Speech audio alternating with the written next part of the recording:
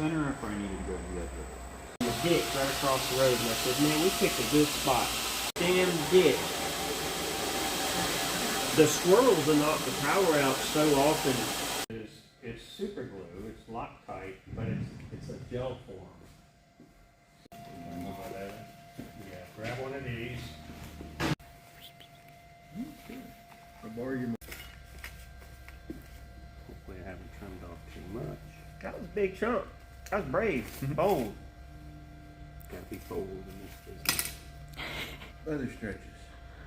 Well, think they are. These are pretty heavy pommels because, you know, a single-handed sword like this, you do need a little bit of back weight.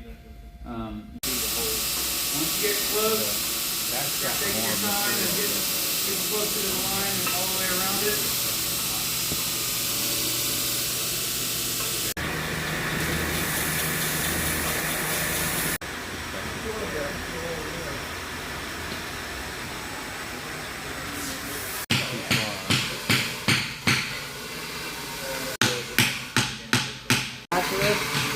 No, no.